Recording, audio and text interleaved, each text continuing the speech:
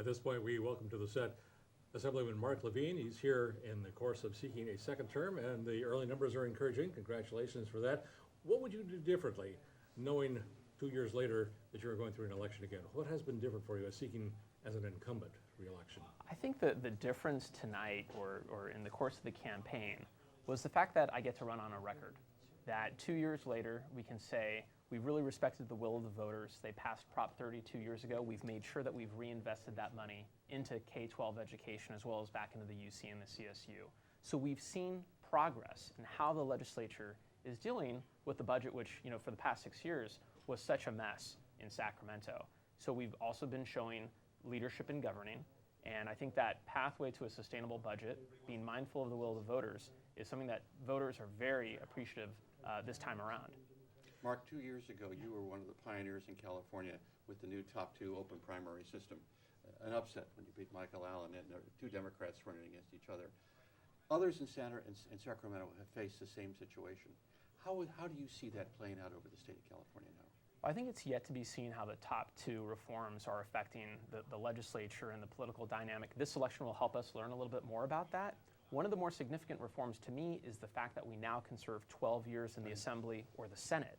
So what this means is that legislators are spending more time gaining some expertise, not trying to get something passed right away, but really trying to get the policy right. And I think what we see is the redo of the water bond. So, there was a water bond that was on the ballot for 2008 that we've kicked down the curb. But now we're reevaluating that water bond, realizing that it was done too hastily and it can be done much better. There also is a difference in the relationships that legislators are building with one another. Instead of serving with each other for maybe 6 years at the most, they're looking at the longer term. Hey, if I'm serving with someone for 12 years, building a strong, solid foundation for that relationship is important. So settling political scores immediately is much less interesting to someone than finding ways to build bridges, both among Republicans and Democrats, but also I think within the parties where we've seen, more moderate Republicans along with the farther right Republicans try to figure out, well, what does this mean for us in the super minority status that they have to be relevant again in the legislature? For us as Democrats, it means how do we govern responsibly? And I think we've proven our case as Democrats. You've been 2 years down the railroad in Sacramento now, learning the ropes a little bit. Yeah. How does that get you started more quickly on a second term, should you continue on the path to get one? Well, there are two things that I've really focused on this year, or this term. One is, of course, legislatively. How do we solve local problems as well as some of our broader state challenges? The other one is a high customer service for constituent services. So what will we be remembered for? We can really change people's lives, whether they're having a struggle with unemployment, or with the new Covered California, or if they're a small business with the Franchise Tax Board. When they call my office seeking help, we can help them solve those problems. So the constituent services, that's something that we've just focused on very diligently during a period where we didn't exactly have a senator that people knew by name to call. So we had a very high volume of needs from our constituents. The other one is legislatively. So last year, I had 6 bills signed into law by the governor, and I'm proud of that. But I currently have 20 bills alive in the Senate.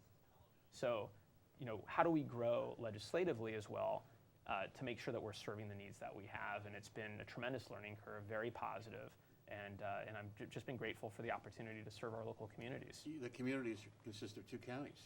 Maybe 2/3 are Marin County, 1/3 is Sonoma County. Over 2 years, with constituent response and just the requests from the public. Mm-hmm. How do the 2 counties differ for you? Well, the counties are actually incredibly similar in the values that we share, but also the struggles that they have. So every month I do what we call mobile office hours. I'll go to the Sonoma Valley Library or the Petaluma Library or the Mill Valley Community Center, and we'll have open office hours where people can come and sit down with me at a table just like we are. Or if a ton of people come at the exact same moment, which in Sonoma Valley, I came there on the rainiest day to the library to do my office hours.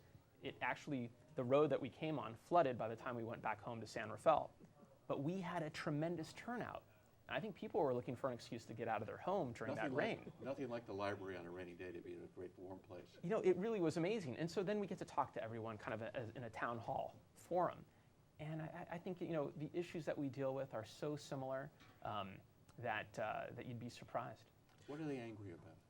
Well, I think they're angry in a couple of ways, or concerned in a couple of ways. So in the past, it's really been about, can the state clean up its mess and stop being dysfunctional? I think people recognize that the state is working again, that the wheels of government are churning, as George Skelton of the LA Times had written. And one of the things that they're concerned about is, how do we make sure our local communities are empowered to do the things that we need them to do? Can our school districts educate our children? Do our counties have the funds necessary to make sure that the roads are paved?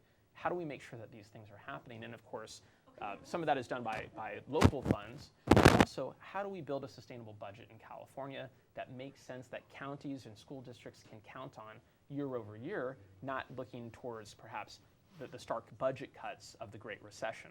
And that's my responsibility, is making sure that the local counties have that funding and can count on it longer term. Well, Marc, I want to thank you for making time to talk with us this evening. I know it's a busy night for an incumbent candidate, and guess if all goes well, we'll see you again in November. Bruce, thank you so much. It's a pleasure to join both you and Dick tonight. Good night. Good luck. Thank you.